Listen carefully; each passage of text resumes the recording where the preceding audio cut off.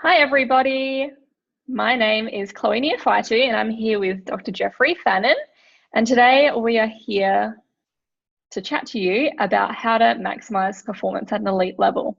And now this is directed specifically for contact sports. And I'm just going to give you a little bit of an intro about myself. So for me, this is a really close topic to my heart because my partner, he was a professional rugby player. My brother-in-law, he currently plays professional rugby, and we have so many friends all around Europe who also play. So for me, I am a mind-body performance coach, and I teach Pilates and mindfulness to professional athletes and to women all around the world.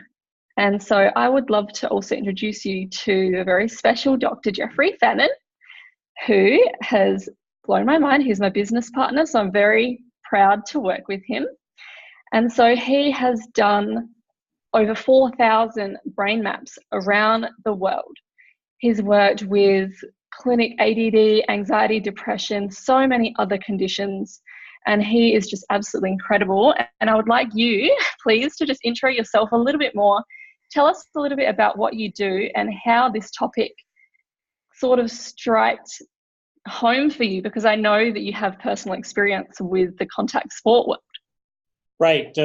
I did play rugby when I was in college and enjoyed that sport very much. And when I was in the United States Air Force, I played middle linebacker, playing football, the other kind of football.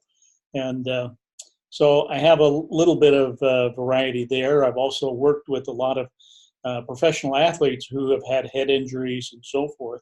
So I kind of get the best of both worlds, being able to be aware of what goes on, in the sporting world. And I played second row, but so I got my nose broke a lot in rugby, so things like that. But I really enjoy this work because the brain is so fascinating and has just held a major fascination for me. And I've been doing this for over 23 years. So, amazing. And I love to talk about it. So yes, that's why we're here today. And also for anybody in contact sport, you all know how important it is to keep a healthy brain, right? So that's why I wanted to introduce you all to Dr. Fannin, so he can help provide us with the information that's going to be really vital for you all to learn about, whether you're an athlete, whether you are a coach or a physio, or maybe you're just a part of the support team, because it's so important for everybody, like absolutely everybody, especially for me, also being on the sidelines, but also being in the industry where I do understand that side of it as well, that it's so important to understand from both sides. Okay, so that's why we're here today. And we have a couple of different topics. I'm just going to run through what the topics are going to be about, and then I'm going to throw some questions at you, Dr. Fannin, so then you can help enlighten everybody. Okay, so we are here to educate you on how reducing inflammation can improve your performance, can enhance recovery, your focus, and your mind space. And now we've got also long-term and short-term effects of reducing our inflammation. So we're going to go through those and why this is very important in a contact sport, because everybody needs to reduce inflammation, but even more so in contact sports. All right. And also why it's important if you're young and your body is functioning really well, and also why it's important if you're about to retire or if you're injured or concussed. All right. And then we're going to go into why a whole team would benefit from doing this rather than just one single player on their own. And then why your team doctor would approve of this as well. Okay, so we have a little bit to cover today. I hope it's not going to be too overwhelming, but I'm sure you'll all be so amazed by it all anyway. So Dr. Fannin, let's start off by talking about how reducing inflammation, I should say, improves people's performance and recovery. Well, inflammation, the first thing that most of us think about is if I have a swollen knee or a swollen ankle, reduce the inflammation there and how it affects the joints and the bones and that sort of thing. But I want to look at it not from that traditional perspective, but mainly looking at it from what happens in your brain. So if you have inflammation in your body, not only is that affecting the cells of your body, but your brain's performance is also being affected. So we can have, if we look at it from a concussion point of view, where there might be some swelling in the brain tissue, that's going to slow down your focus, your concentration, your actual ability to perform. And one of the things I'm sure that we're going to talk about a little bit later is how you can open that up and increase that focus and concentration with an all-natural product.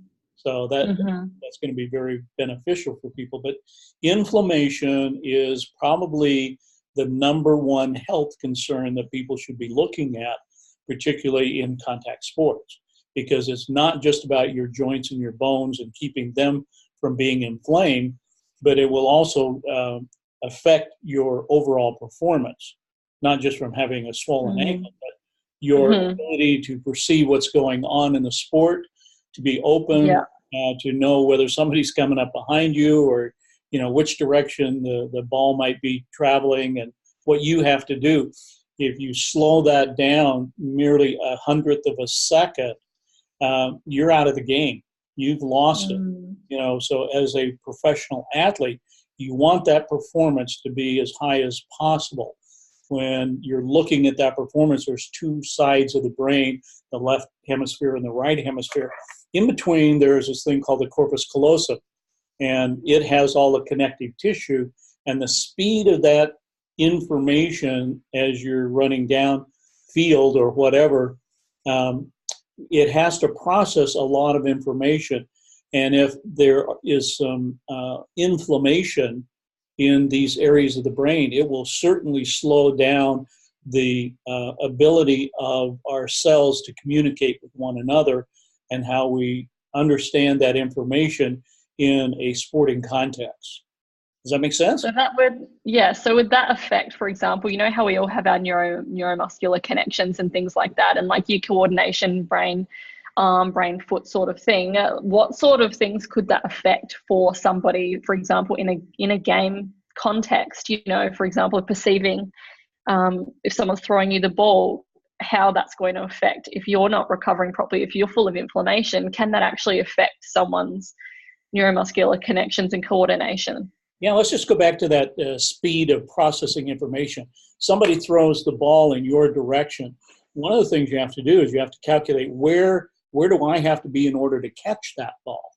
And your brain or body has too much inflammation, it's going to slow down your ability. So how much does it slow down when you're not in the right place at the right time, in the right position to catch the ball? But if you're ridding that inflammation and increasing the timing so that your brain can open up and process that information, and we call that phase lag. So there are things like hypophase lag or hyperphase lag.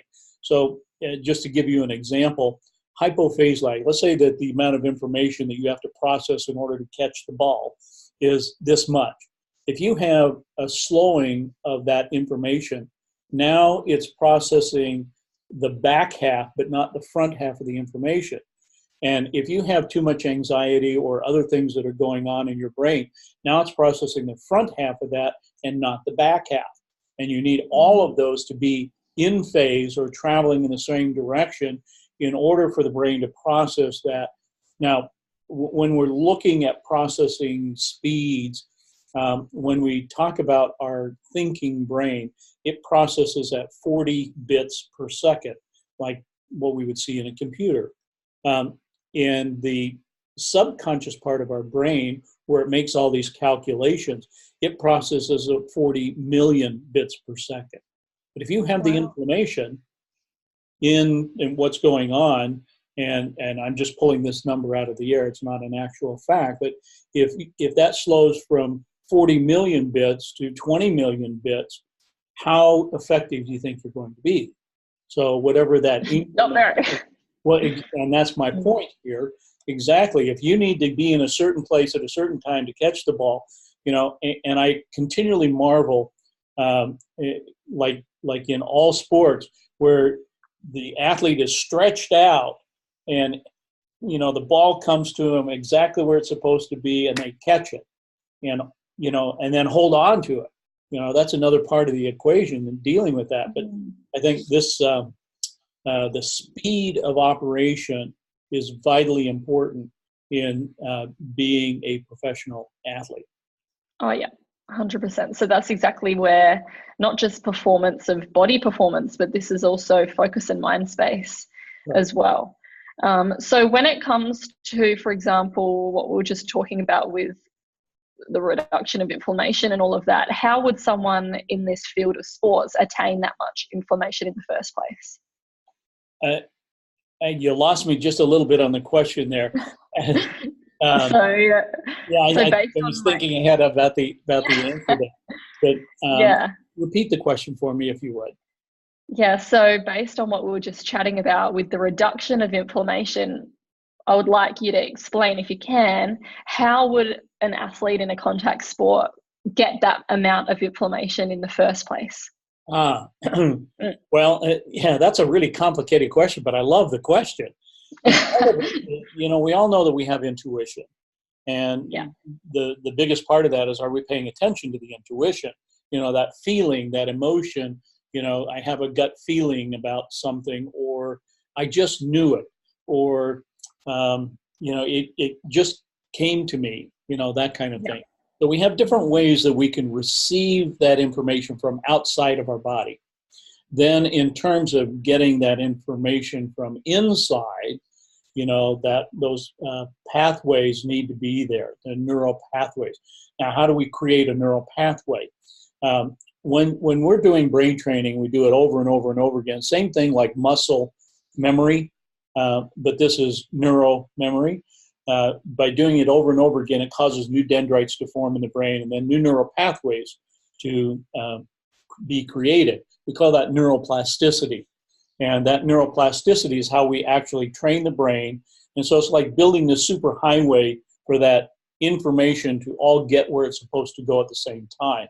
And hopefully there aren't too many potholes in the road, the inflammation and so forth, that are going to slow it down or only allow us to process a certain amount of information. So we want that, not only the neural pathway to be good, but we also want it to be healthy. And so when we're talking about brain health and brain fitness, that's really what we're referring to, is the fitness of your brain in order to process the information. Tremendous question. I love that. Thanks. You're welcome.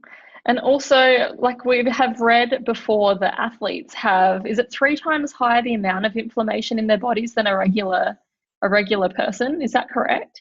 It's like 3 times or so. It depends on who you read, but roughly 3 times can be it. And they recover faster than most people because of the speed issue that we're talking about. And, there are parts of the body and in the cells, when we start looking at how those things get repaired, the mitochondria, for example, is very important in that whole process of the health of the cell or the fitness of the cell, and looking at mitochondria plays such a big part, because mitochondria is where we get all of our energy from. Yes, athletes, listen in, because you need to understand what mitochondria is and what it does, because it's what provides us with our energy, okay? So exactly. Yeah, so back in 2015, I did a study on energy healing. How does energy healing work? So the energy in our body has to flow, and there's a relationship between mitochondria and the microtubule, and that relationship is what creates the biophotonic energy. Because this will sound a little bit silly, but I used to wonder, how come I never had to change the brain in a battery, or the battery in the brain, for people to get the energy? Where does the energy come from? And it's that relationship between the mitochondria, how healthy is a cell, and the microtubule, to allow that synergy to come together so that we get that power, that energy. And athletes are very used to, working out and doing the things that they need to do, and why practice becomes so important, not only for the mirror neurons to help us understand, monkey see, monkey do. That's what practice is all about, is getting those mirror neurons where we create that muscle memory for those things to happen. But we need to get the power and the energy. I'm sure everybody out there has experienced things like right after lunch, and you get that lull in your energy, and all you want to do is take a nap or whatever. And athletes, I'm the opposite. Yeah, you go so you're built backwards. That you're literally, I can eat 20 minutes before I do a massive training session, and I perform so much better. Yeah, we have a nomenclature for people like you that they're built backwards. Their nose run and their feet smell. So I love that. So anyway, that information is vitally important, and the energy. So when we have the health of the mitochondria in our cells, we're able to recover quicker. We're able to engage these mirror neurons, or what we see is what we do, how we get our thinking brain out of the way and let the muscle memory just take over and engage our intuition and all of these things of what we have to do, and allow our brain to process at 40 million bits per second rather than 20 million bits per second. So would that be, for example, we all know that it's an automatic response for our bodies to breathe by themselves, but we need to also allow our bodies to do the same when it comes to healing our bodies from inflammation and all of that, say after and during exercise, whereas sometimes we almost make it a bit too conscious. Yeah, I think you're right, but I do a lot of Tai Chi and Qigong, and breathing is very, very important, breathing in through your nose and out through your mouth. Now, why is that important? Because we're talking about Qi, the energy, if you will, and I don't want to get too far into Tai Chi, but the breathing process allows that energy to flow up through it. So, we could get into the whole explanation of how the energy talks to the cells in the body and the chakras and why that's important. I think what is most germane here in this conversation is the fact that breathing is what allows that energy to open up. So then the question becomes how much energy is opening up, and that depends on the health of the mitochondria. So if we are breathing and that rhythm of breathing allows that energy to flow, then it's just a question of how much energy is flowing, and why some people feel more excited, healthier, more in control of things, because they have the flow of that energy through their breathing process to allow that to happen. So if their mitochondria is not functioning properly, they may find that they might not feel as fit because their system is not working as functional or efficient as it should be. Yeah, so like decreased oxygen. Yeah, there are certain elements that begin to denigrate this, and we've been, as a Western world, fed some information that isn't correct. When we look at it from an oxidative stress point of view, and I know you're going to talk a little bit more about this, but from an oxidative stress point of view and how that's affecting the cells of our body, that we all have heard of free radicals and antioxidants. So the antioxidants are most of the things that we've learned about that is if we increase our vitamin C and vitamin E and D, that's going to take care of this whole antioxidant situation. But it's really just a 1-to-1 ratio with that, where one antioxidant will get one free radical, and so it's a very slow process. And so it's not only about using high quality supplements in order to increase that, but that's where the damage in the cells come in. And when the cells are damaged, when that mitochondria isn't functioning at its best, then that's when we feel tired. And that, of course, or when injury, disease, like all of those sorts of things start to present. Absolutely. And that's one of the reasons why an athlete, once they've had an injury, their field of vision isn't quite as open, because they go into this protection mode, basically, and aren't aware of the things that are going on around them. And that goes back to the processing speed that we're talking about. But at the basis of it is the health of the mitochondria, and so that's going to slow down the processing speed. It's going to slow down our perception.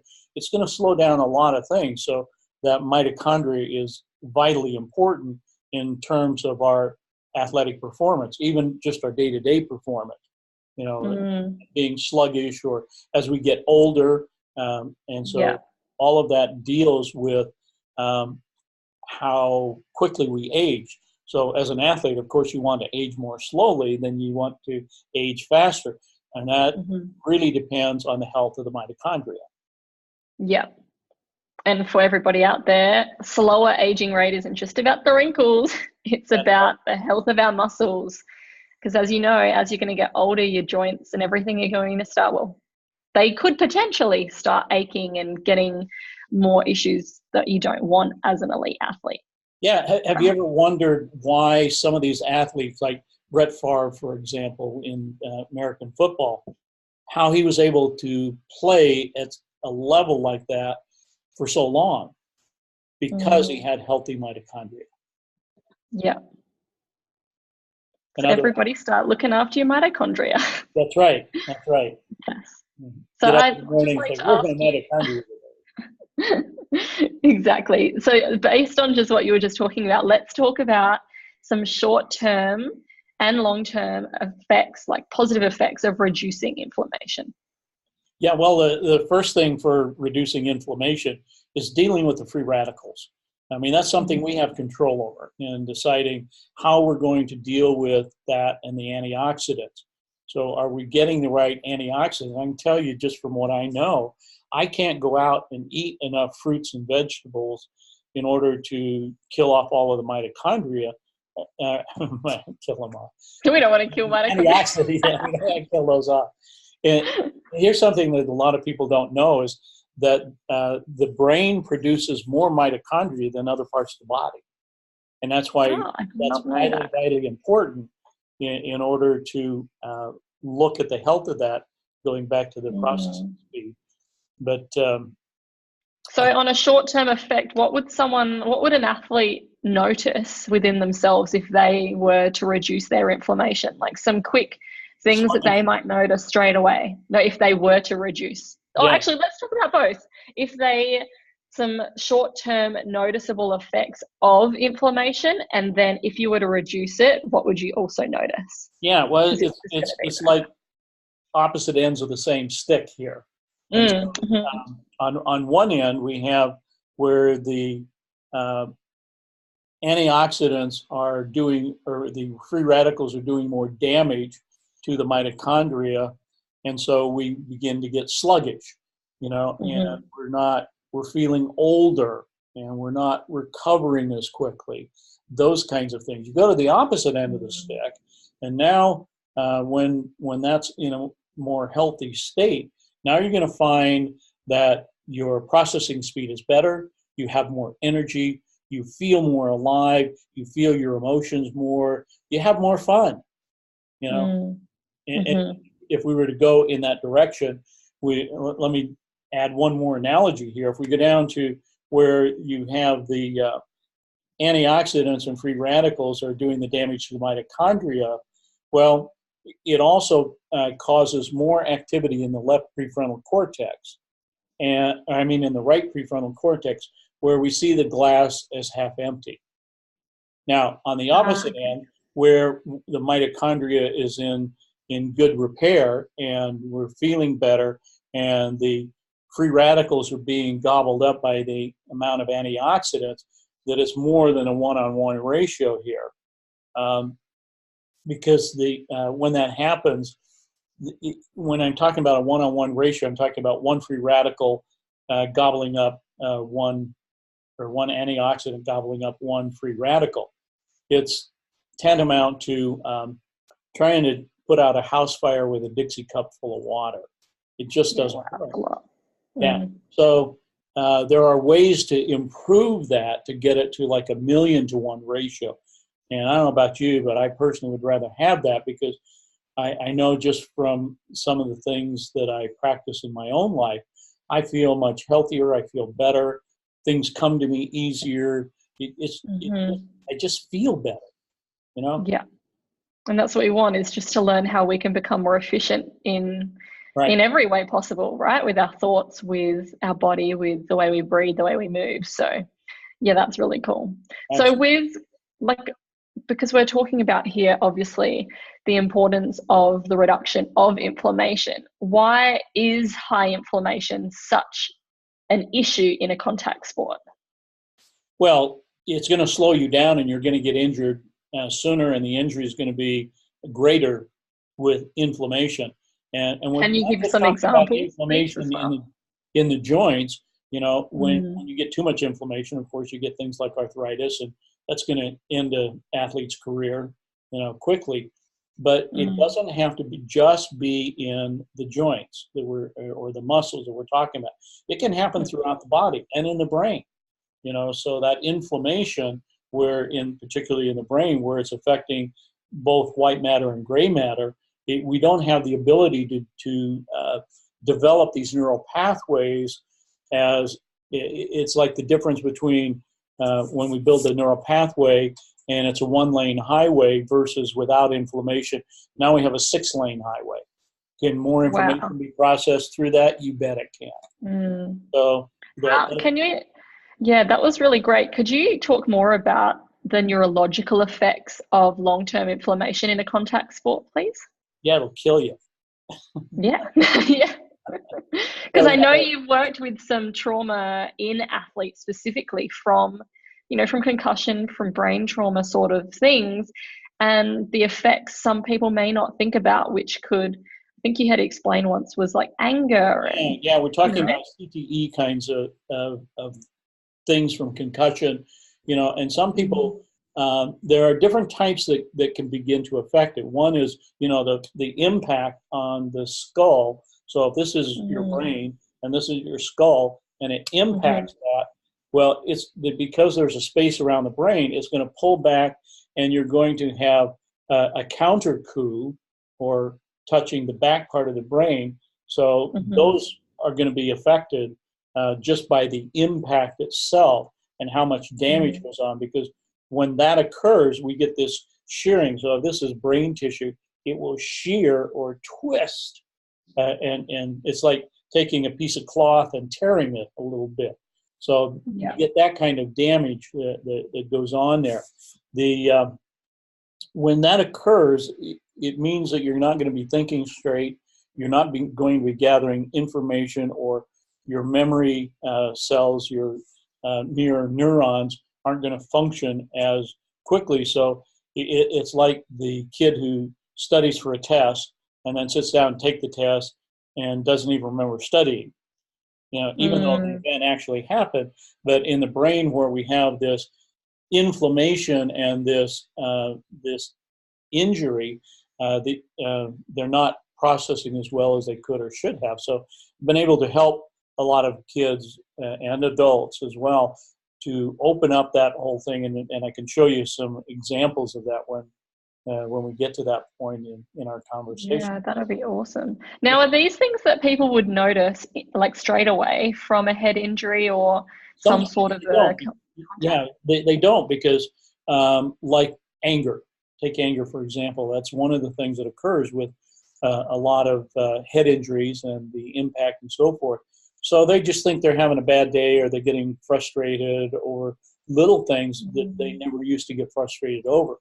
And they don't know how to control it. And it's probably things they wouldn't even think of, would they? Because it might happen so slowly. Yeah, it does. It's like putting a frog, you know, you're going to cook a frog and you're going to put it in boiling water. If you drop it in boiling water, they jump right out. You know, oh, I'm not going to do that.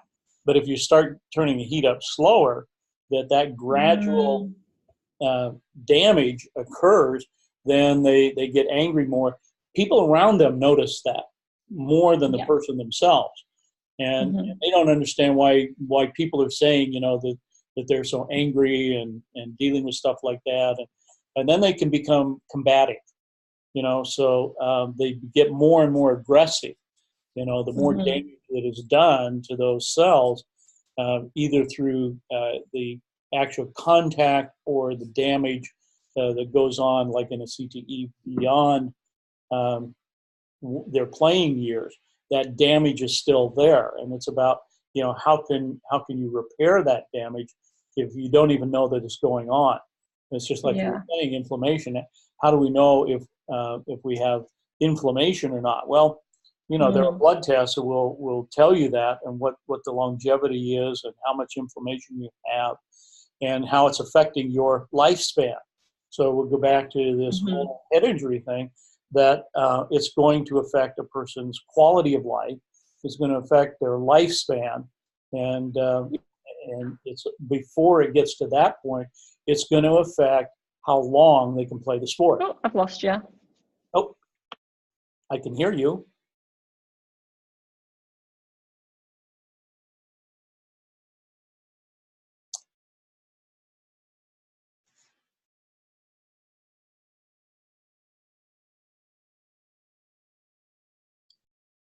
So we were talking about rage and the things that happen as a result of damage that's going on and the inflammation and so forth. And that's only part of it. Our personality and what happens there, we become somebody that we don't even know. And other people around us don't know us. They don't know how to respond to us. They don't know how to relate to us at all. And quite honestly, we don't know how to relate to ourselves when there's that much damage that has gone on and inflammation. So I guess the bigger issue is, how do you fix that? So you can fix it once someone is, say, for example, we would hope people don't have to get to this point at all, but if they were there, is it possible to maybe not reverse, but to help? Well, yeah, and I think there are two elements here that we're talking about. Doing something before the damage occurs, which means brain fitness. That's what we're going to talk about. Brain. And then what happens if it's already there? How much can we repair? Well, that depends on how much damage there is. So if you have a little tiny hole in your roof, that's pretty easy to fix. But if a giant tree has crashed into your roof, that's going to take a little more repair. And sometimes there can be too much damage. But I think what happens with a lot of people, they tend to deny what's going on with them. They tend to not want to believe what other people around them are telling them.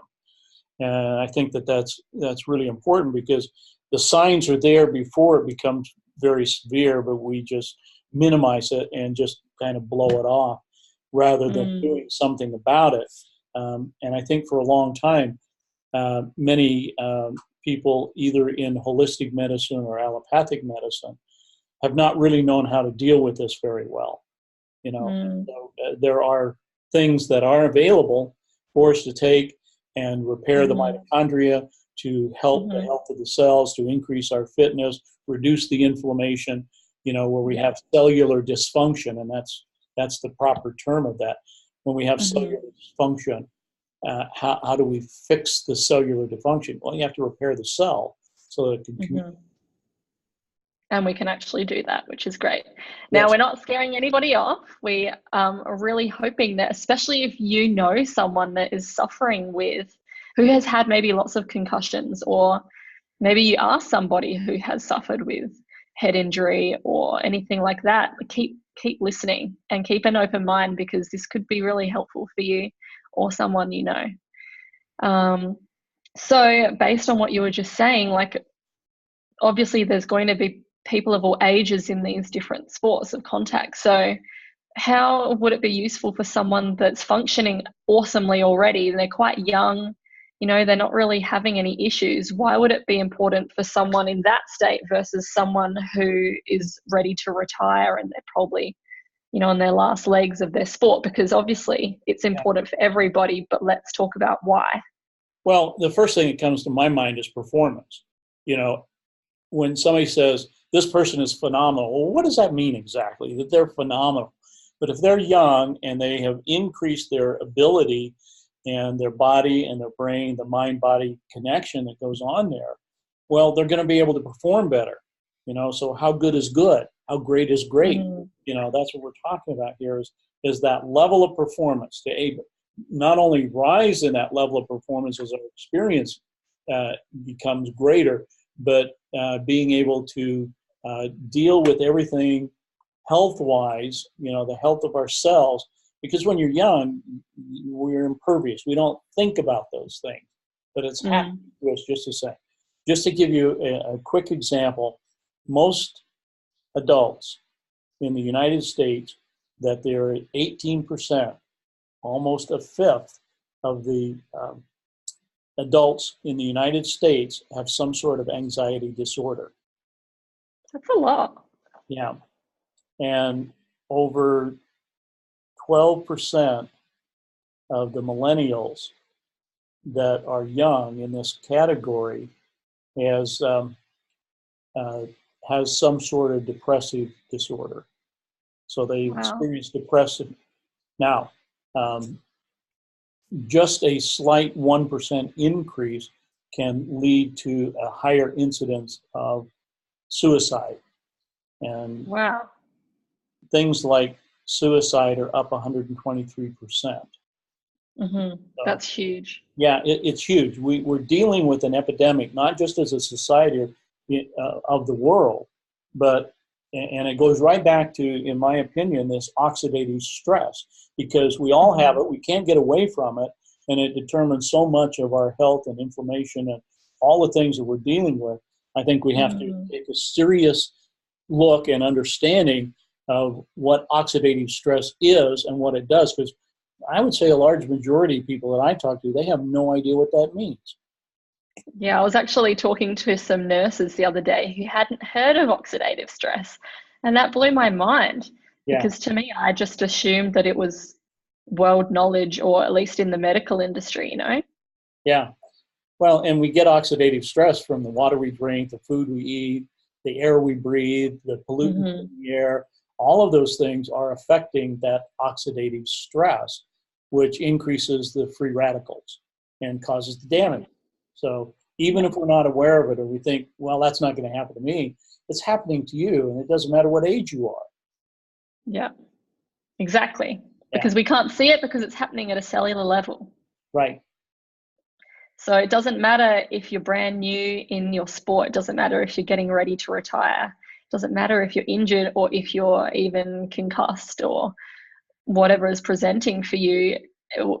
The point is, you need to start reducing your oxidative stress and your inflammation right now, no matter where you are. And it's a part of investing in your body to be the best version of yourself you can be for your, not just your sport, but for your whole life and for your family, you know?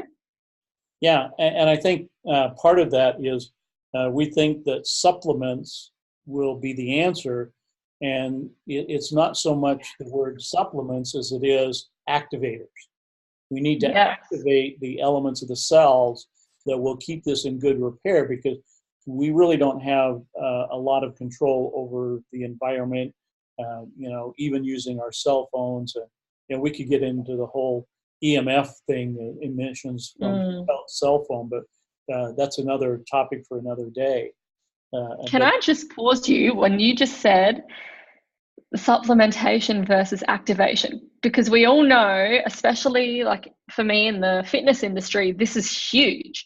Yeah. And I know in contact sports, or just any sport in general, supplements, they're everywhere. You know, they're left, right, and center. People are approached with all these different things to take, companies to sponsor, all of these sorts of things. And I've been sponsored by multiple different companies over the years with my running. And the one thing that was never given was science, studies, clinically proven anything. And that's what I've found really interesting about the way that we can reduce our inflammation so naturally, but the fact that there is science behind it.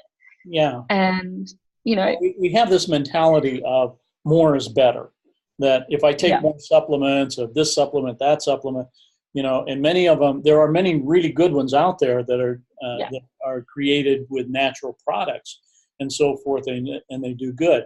But the key issue here is the difference between a supplement and one that is an activator, because the activator will have action on our cells. So we have 600 million trillion cells that make us up as a human. And so how are they communicating? That becomes a very, very important part, and why coherence in that. So when I talk about coherence, we're talking about a cell being a dynamic structure. What does that mean exactly, a dynamic structure? That we have more coherence. So if a cell lacks in the membrane around it coherence, well, then the cell is going to die. And the same thing with an organ. If it lacks coherence or the ability to ebb and flow with everything that's going on around it, well, then the organ is going to be damaged or die. When those are damaged and die, we die. So that's why things to keep them healthy becomes vitally important in terms of using not only supplements. And I'm not saying anything bad about supplements, because there's a lot of excellent supplements out there, but take it for what it is. It is supplementing things that we cannot create in our body, or we need more of something because our body cannot generate it. Well, when we look at activators, they are dealing with things in our DNA. And so there are markers in our DNA that get turned on or off. That's why some people get cancer, some people get heart disease, some people have immune problems, is because of the markers that are turned on or off. Now, we can turn those on or off. Supplements will help do some of that, but it depends on the supplement and the quality of the supplement, whereas an activator will actually deal with the markers that are in our DNA and help turn off the ones that aren't working well for us, that may have come down through our genes or the genetics of things that go on there. So when I look at ADD or autism or some of these things that deal with attention and focus, and I would much rather use the word attention and focus than I would the label of ADD, because as we were talking earlier, the inflammation and those kinds of things can help us lose that focus and concentration. Does that mean the person had ADD? Maybe, maybe not. We'd have to know from a brain map what that looks like beforehand. But actually, you need to show us one of your brain maps as well. Oh, sure. Would you like me to do that now? Yeah, that would be awesome. And just to explain a little bit about it and how it relates back to sport, please. All right. What I'm going to do is I'm going to use an example of one of my ADD cases here. So let me share my screen. And oh boy, too much mess here. So let me bring this up. All right. So I'm going to take this case and I'm going to show you what happened and then relate that back to why is it important in sports. So this is a 15-year-old male that had been diagnosed with inattentive deficit disorder. So we often call it ADD. ADHD is that hyperactive component that goes along with it. So in working with this young man, he did 18 sessions of neurofeedback training, trying to reconstitute those neural pathways by, when we do the brain training over and over and over again, causes those dendrites to form and new neural pathways to develop. So we'll be comparing that to these activators that got that had put him on these activators, mainly because I've been reading some of the scientific research and things about it, and that became really interesting to me. You know, looking at the difference between like just a plain supplement and an activator and what they actually do and why. So let me give you just a real quick background, and won't get deep in statistics here, but the legend that we'll look at in this, these are the colors here. So when we're looking at a Gaussian distribution or a bell curve, if you will, that's kind of showing what we're looking at here. But this is the brain map depiction here. So when it's green, like here in the this legend here, anywhere in the green shows that's normal EEG activity. If it's yellow or orange, it's 2 standard deviations above normal. When I say standard deviation, I'm talking about how far away from normal is it, and that's what the Gaussian distribution. Where it's 0, that is perfect normal. And so the further out on the scale we go, it changes the color. When we get to red, it's showing that we're 3 standard deviations above normal. Now the other end of the scale is 2 standard deviations below normal, which is light blue, and then we have dark blue, which is 3 standard deviations. So that'll help you decipher a little bit what I'm going to show you here. So this is the young man after 18 sessions of neurofeedback training, and you don't have to be a neuroscientist to figure out that all of the red there in the right prefrontal cortex or the glass is half empty, negative thinking, all of that is occurring. It's way too much activity that's going on. Now, we put him on this NRF1 and NRF2 and a drink called Axio. And he was on that for 12 days. And because of the research I've been reading, I wanted to work with my own patients and see what happens. What does this actually do when I do this? And so after 12 days, we can see a dramatic change in the brain map here. And so there's no red. Exactly. The red that we do see up here, this is actually his ADD. The dark blue here is what we call the default network part of the brain. All human brains basically work the same way. So it's kind of on standby. This is his eyes closed situation here. So it's like on standby, call me if you need me kind of thing. So when we compare these and look at them side by side, I've got a few more slides here. When we talk about coherence, and we talked a little bit about it in our discussion here, the coherence, again, you don't have to be a neuroscientist to figure out this is not really good, but after 12 days, it went to this, meaning that when there are very few lines or no lines at all, it's comparing him to the normative database. Now, the normative database is over 4,200 individuals in this, and it's comparing his demographics, male, female, left, right hand, age, to where does he fall within that population or the standard deviation. With few lines or no lines at all, it says it's functioning in the normal range. So when we compare his brain map side by side, you can see an amazing change in just a matter of 12 days. And so here's his beta, or his thinking activity, and the changes. It's like two different people. Well, it is. And in 23 years of practice, I had never seen this before. I've recorded and done thousands and thousands of brains. I'd never seen this. And the difference between the NRF1, NRF2 as activators and the Axio, which is an all-natural drink made from natural components. In fact, it's approved for Olympic athletes to take these activators and utilize them. So when I looked at this and I said, man, this is incredible, but how can it possibly do that in 12 days? How does that happen? And so I took it from a quantum physics point of view. So I promise I won't get deep in quantum physics here.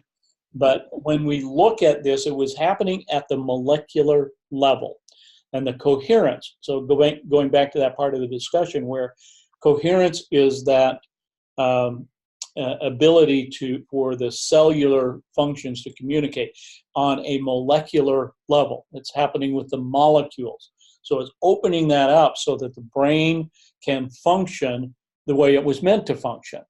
Whereas, before that, we were trying to correct it by using the neurofeedback and creating new neural pathways. Whereas this, by taking the activators, it opened that up and helped in that mitochondria solution of being able to heal what's going on in the cells. And that's what the NRF2 does. Now, NRF1 will create some new enzymes in there called catalase and SOD, and superoxide mutase. And what that does is it gobbles up more of the free radicals. So that's what gives us the 1,000,000 to 1 ratio before the mitochondria can sustain any more damage.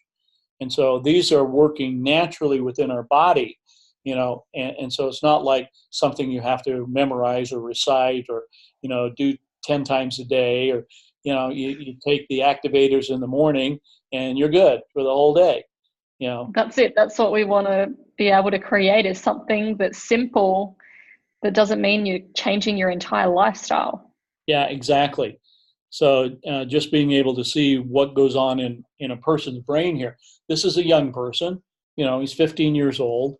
And once we got it functioning normally, now what would happen with the parents over here before we put him on the activators, that the parents were getting 2 and 3 calls from the school a day.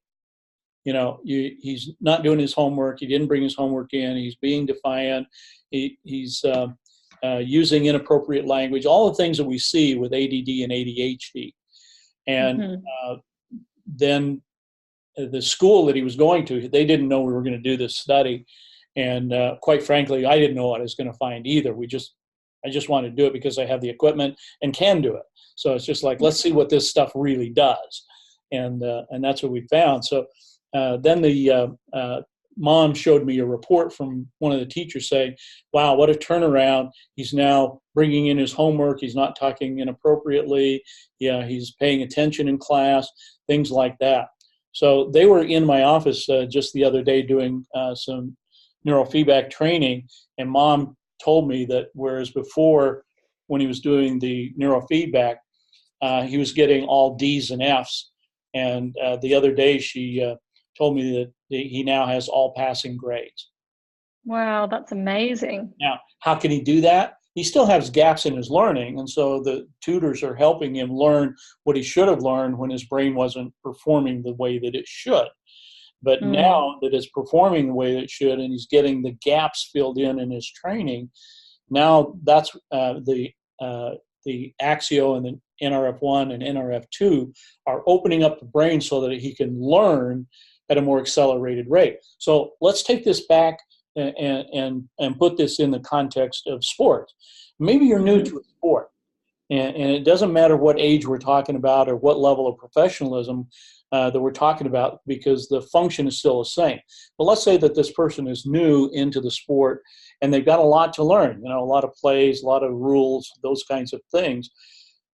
Which of these brain maps would help the person learn faster, more information, and execute it more accurately? So you don't have to be a brain scientist to figure that one out. Yeah, exactly.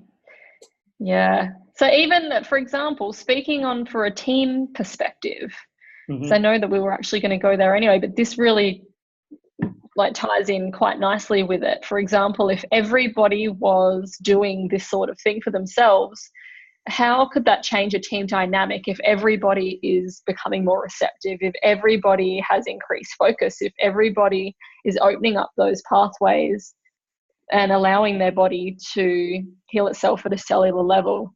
Yeah, great question, Chloe.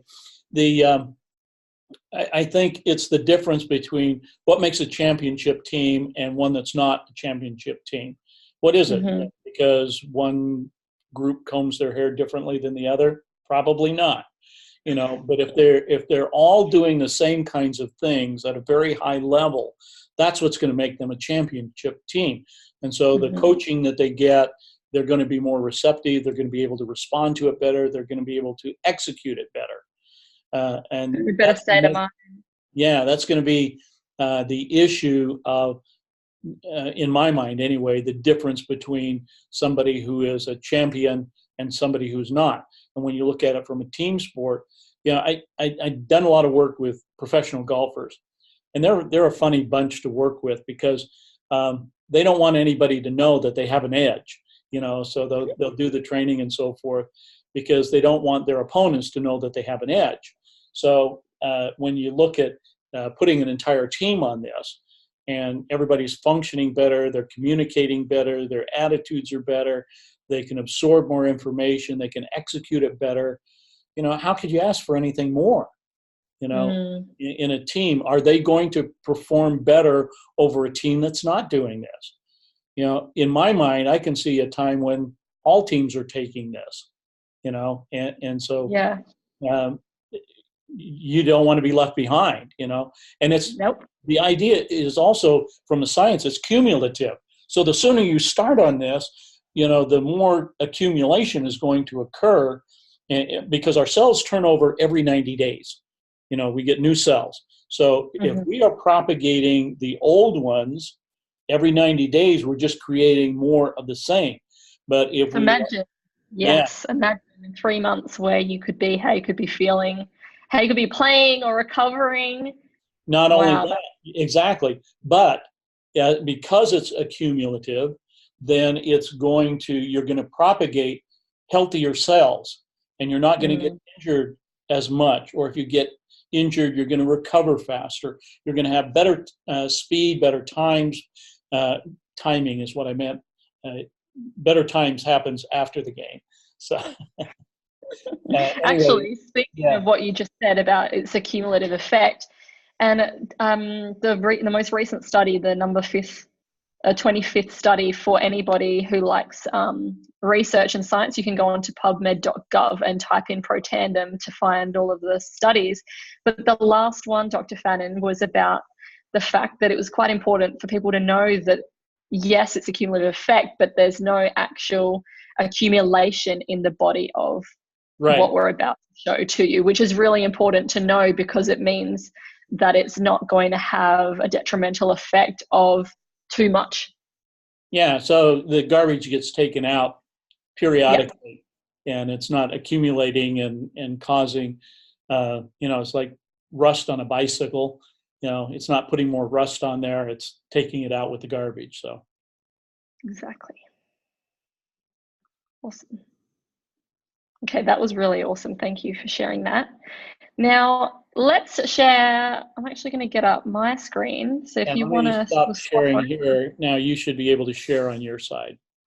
Okay, awesome. So based on everything that we have shared with you, I am now going to show you how we can actually reduce our oxidative stress naturally. Okay, so bear with me. I'm just going to, oops, okay, that's not it. There we go. All right, so as you can see in the image here, we have an apple, and then we have our free radicals. So Dr. Fannin was already talking about before free radical damage and oxidization. So as you can see, you've got your plain apple, which if you think of it, is like your normal cell. Now, if you were to cut open an apple and to leave it on the counter, you can see what happens as one side, which has been protected with lemon juice, which is a high antioxidant, versus the other side that has just been left as it is. And that is when it starts to deteriorate and it starts to oxidize. Now, when it comes to us, this happens to us on a cellular level, but the point is that we don't actually see it at all. So as you can see, we've got 3 different pictures here of the apple. Now, number 2, it's starting to oxidize. The cell is starting to deteriorate, but we might not be feeling it. We might just be feeling more aches and pains from training. We might be feeling more fatigue, more lactic acid buildup. Maybe you're struggling to sleep a little bit. But then as you can see, the very last image of the apple, it's dead, right? So when that happens to our cell, that's when your body is start to have enough. That's when arthritis and the real things start coming in, like really bad injuries, and it's just not recovering, and you're just out, you're not playing anymore. Those sorts of things can be more noticeable when your cell is at such an effect like that. So that's exactly why we're here with you today, to teach you how you can actually reduce it. So going into talking about something called protandem. Now, protandem is clinically proven to reduce our oxidative stress by an average of 40% in 30 days. And this is in absolutely everybody. And I don't know if you remember, but before Dr. Fannin was talking about, the athletes have a 3 times higher rate of oxidative stress. So it's even more important that athletes are focusing on investing in their bodies, whether obviously we would encourage a team to be doing this together for the cumulative effect. Otherwise, as an individual, this would be really important. And for some people, this can go from 40% up to 70% of a reduction, and it just keeps on reducing. So for those of you, I'm not sure if my little thing's in the way, I'm not sure if I can move it, but it's just comprised of 5 natural herbs. Okay, so everything is approved. It's certified by the BSCG, which works alongside WADA, so it is elite athlete and Olympic athlete friendly. We have many Olympians who are already taking this, and professional sporting teams. So I'm going to show you on the next screen. Okay, so as you can see, we have a little bit of a graph which is showing each individual ingredient in protandem. Now I want you to take note of how low they all are versus the red, which is protandem. So For me personally, I thought I recovered absolutely amazingly. I've always invested so much money and time into my recovery because I know how much, because I'm a sprinter. So if I was to train and do a really heavy session, I need to recover just as much as I'm training. So I could put up to 5-6 hours plus a week of my recovery.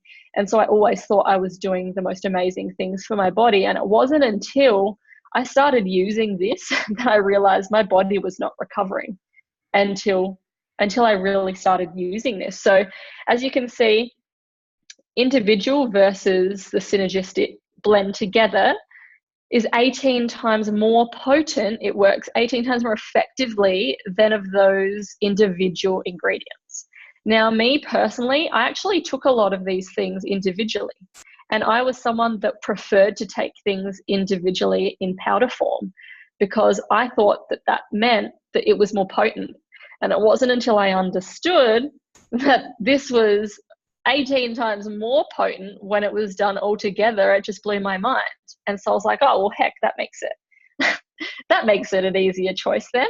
So that's what's really important to know, is that the synergy is the most important factor of the NRF2, okay? Now, another very important thing, especially for athletes, is that switching on your NRF2 pathway or NRF2 pathway also stimulates the body's response to increase its own stores of glutathione. Now, glutathione is also known as our master antioxidant. And for every single person, we can't supplement glutathione, okay? Because your body doesn't absorb it. So it's most important that our body is able to increase it itself. So you can see here that we've got the benefits shown, and you can see Kelly Slater's in the background, and he actually is on the products. Now, glutathione is increased in the body by 300% in about 3 to 4 months, all right, which is why it's so important that if you were going to invest in something like this, that it was an absolute minimum of 4 months, because it's like, for example, doing a gym session, doing one training session, you don't expect to do it for 1 week or 1 month to be the best, right? You all started from quite a young age, or maybe you've started from a particular age, but it has all added up over the years to get to where you are right now. So it's the same as this. Don't expect something to happen instantly. We have had some absolutely incredible results quite quickly, but every single person is very different. And that's something that I also want to just say, is that we don't intend to, or say that we treat, cure, or mitigate any disease or illness or anything, but we have had some absolutely incredible stories. Now, Dr. Fannin, can you just explain something quickly to do with, because glutathione is very important, and low levels of glutathione have shown increase in diseases like Parkinson's and autism, and high intensity exercise also is it reduces our glutathione levels. I think it's by 60% more than the average person. So for an athlete and on a neurological level, why is this so important on our neurological level to be increasing our glutathione, especially for contact sport? Right. It's going back to what you said just a minute ago about how it reduces the glutathione over 60%. Is that a good thing or a bad thing? Well, obviously it's a bad thing, because we can't take a supplement to do that. We just have to get that activated in our own body in order to produce that, to increase all of these things that are listed here under the benefits of glutathione, increasing our energy. And we talked about that with the NRF2 and repair of the mitochondria, being able to reduce muscle and joint discomfort. Nobody likes to perform at a high level when you have muscles and joints that aren't functioning quite well. Well, how do you get them to function better? Add more glutathione. It detoxifies the liver and the cells, and we don't often think about that, but being able to clean out, take out the trash that we need to, because it's impeding our ability to generate the glutathione. Also, it reduces stress. So when you're going into competition, I don't care who you are, what level you're at, you're going to have a certain amount of stress that is going on. Does stress help you think better or worse? Well, too much stress. We have eustress and de-stress. So, we're trying to use the good stress to help us perform better. But if we have, this kind of stress that is causing activation from the vagus nerve up to the brain, from the heart to the brain, through the sympathetic nervous system, well, that's the kind of stress that we don't want, because we don't have a balance between sympathetic nervous system and the parasympathetic nervous system. We want that to be balanced so that we can handle the stress of that and be calm. And, I think there are a lot of examples out there in just about any sport when somebody is more relaxed, that they play better and they win more. Exactly. And so the glutathione in your ability to handle that, and strengthening the immune system, because since we're subject to all things in our environment and our food and things like that, that our immune system can become compromised. So we're going to be more open to getting colds, not healing faster, not recovering quicker, because our immune system is somewhat compromised. So the glutathione here, when we activate that and keep working with some of these activators, it's going to increase the glutathione and help in that whole performance. So it's not just one element. There are several elements that are dealing with this.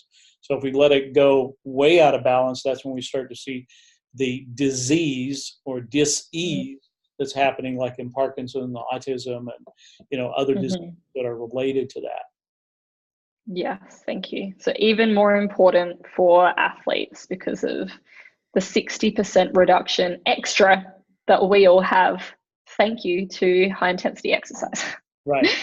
Okay, so really important that we do understand the glutathione is such an important factor in our healing journey. Okay, so we're going to move on to our next slide, which is for those of you who do like research. Okay, for athletes out there, you can see below there is a gold standard stamp, which is the BSCG certified drug-free. So this company this certification is working alongside WADA, so it is 100% safe for elite and Olympic athletes, and it is patented as well, so people cannot, or other companies can't come out and copy the products. Okay, so if you are a physio or a doctor and you would like to be looking more into the studies, you can jump onto pubmed.gov, and you can see on the right, typing in oxidative stress is going to bring up a certain amount of results. There is now over 20,000 results, if I believe to be true. And if you were to type in protandim, there is now 25 studies. Okay, so you can take this information to your medical team if you are an athlete and you would like to run it past your medical team. We're also going to chat about, once I've gone through all of this, why your medical team would say yes anyway. Okay, so for those of you who do like the research, feel free to go and have a look. Now, Washington State University did an independent study in 2015, and they found through their study, so this was an independent study, it means that the company didn't pay to do this study themselves. And what they found was that this NRF2 activator, this 100% natural NRF2 activator, was potentially the most extraordinary therapeutic and preventative breakthrough in the history of medicine.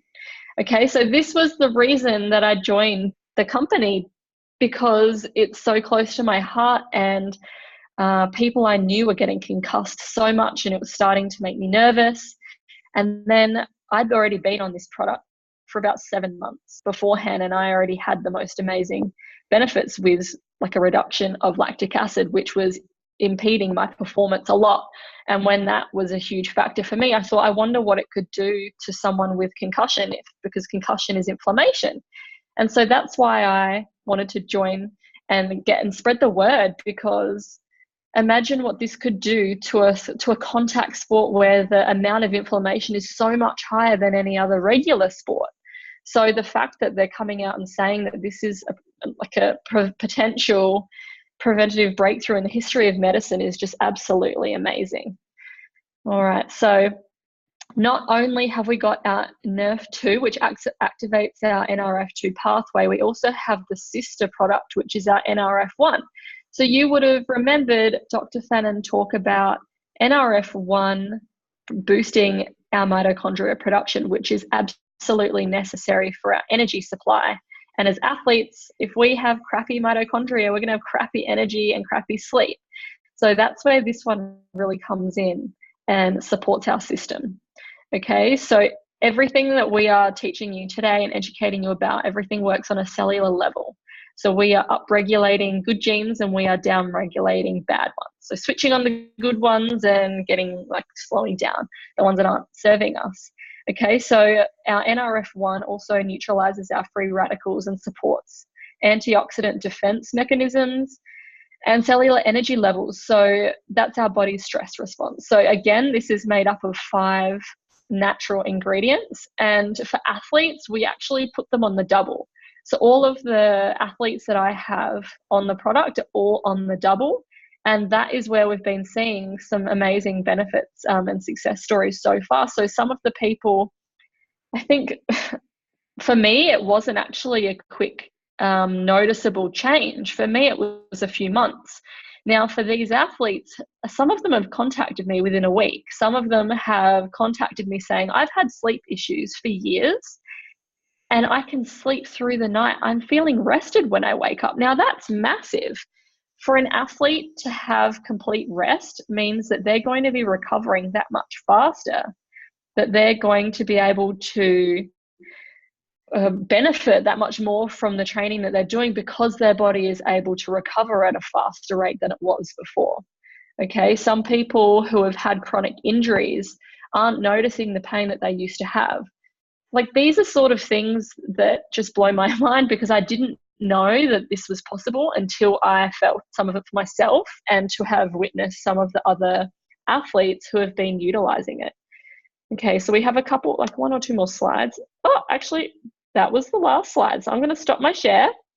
Now, we have just one more little thing to chat about. And before I do that, I just wanted to open everybody's awareness to other athletes that are using the products, okay? Because yes, I would love everybody to try this for yourself based on everything that I've personally witnessed within myself, within my partner and friends and family and other players. But also for those of you who follow football, there is the Real Salt Lake soccer team or football team that is also taking the product.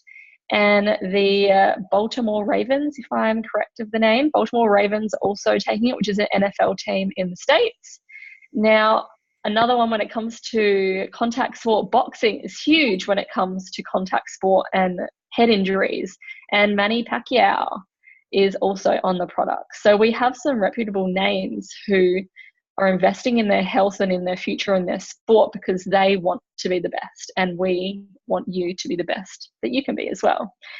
So Dr. Fannin, let's just talk about why the medical team would say yes to this for these athletes. Well, I would think that they would, the first thing would say yes would be because they're all natural. You know, they come from natural ingredients and have been used for thousands of years. Now, it's not the ingredients themselves that gives it the power. Excuse me. It's not the ingredients themselves. What it is the formulation that gives us incredible power, and why nobody else has been able to reproduce this, because that's why they have 7 patents on this product, and so many studies and so many independent studies that are being done on this to find out how and why this actually works. So I think that's one of the biggest reasons. It's not going to impede your performance. It's going to actually enhance your performance. And so as a medical professional, that's what I think they would be looking at. Does this help or does this hurt? And by everything that I've seen and experienced myself, it helps tremendously. I mean, you were talking about sleep a minute ago, and I happen to be born with the kind of genes where my mother used to get up at 3 o'clock in the morning, and my sister does that now. Well, not now because she's on the product. And I would do the same thing, wake up at 3 in the morning, and then it's like, what am I doing awake here? But as soon as I got on the product, now I'm sleeping through the night. And like you said, I wake up and I feel refreshed, you know, so as a team physician or coaches, you want your players rested, because they're getting restorative sleep. And that's more than just being asleep at this level, but they're getting down into where the cells can be restoring and recovering much faster, as you said.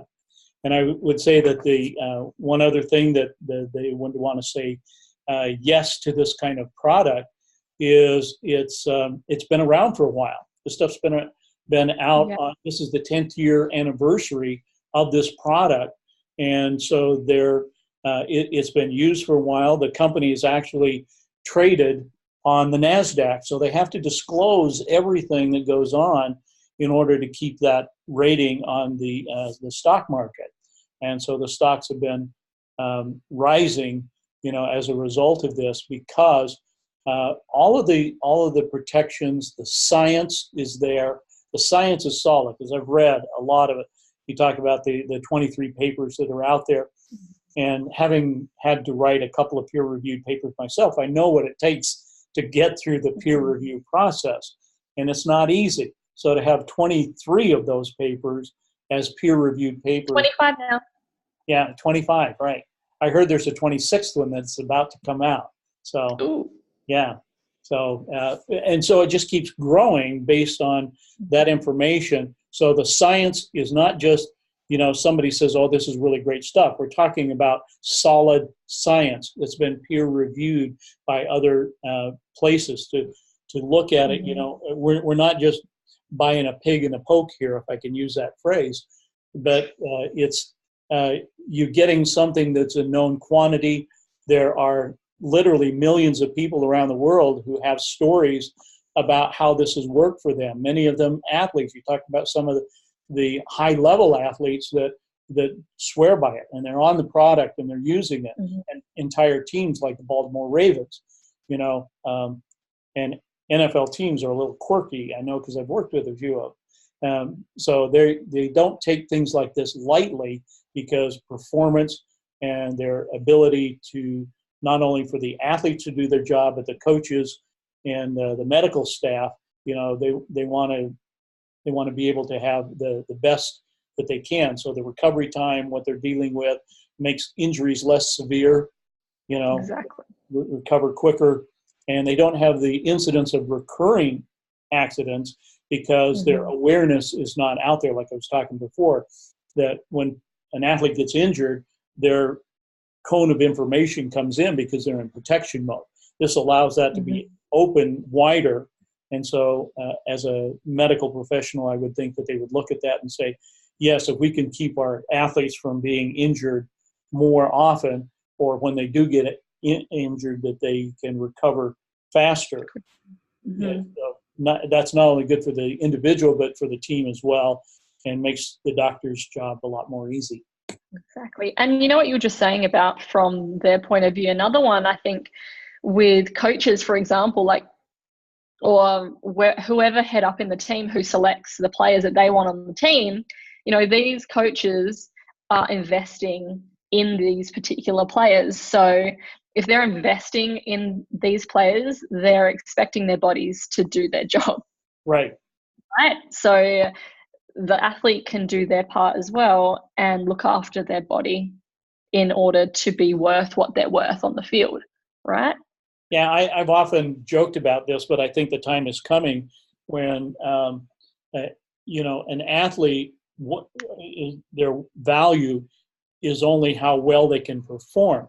And so when I've joked about it, I've said, well, I think the day is coming when a player is being bought or traded to another team, they're going to want to look at your brain map to see, how healthy you are, in order to prove the fact that you're not saying, oh, I've never had a concussion, and you've had 20 of them, kind of thing. That the science of all of that is pretty solid. And this is one way with these activators in order to make sure that your body and your mind and your spirit are all aligned. Exactly. So to everybody who's listening, just going to do a quick recap. And it was just, we're here to help you understand ways that you can maximize your performance by reducing your inflammation in your body. And this is on an individual level, but also as a team.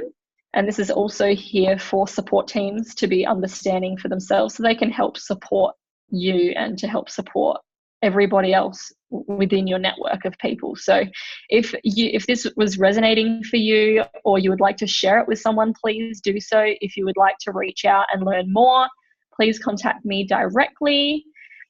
We can pop a link somewhere for that to happen.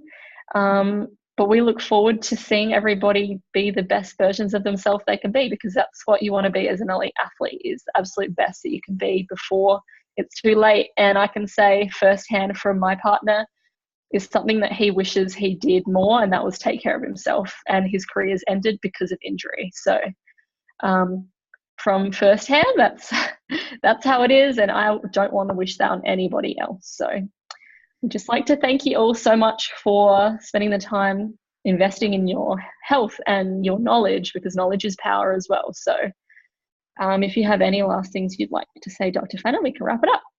All right. Well, Cloë, I appreciate you inviting me on here to have this conversation. Thank you so much. And I really appreciate that opportunity, and hope that the people who are listening were able to get the information they needed, because this was a little bit like getting a drink of water out of a fire hose, for a lot of people. So take it to heart. You can watch it again and again and get more of the information. But the process is very simple. It's very easy and cost effective. So what more is there?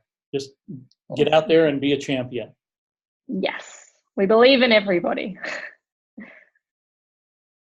Okay, thank you, everyone. Bye. Bye.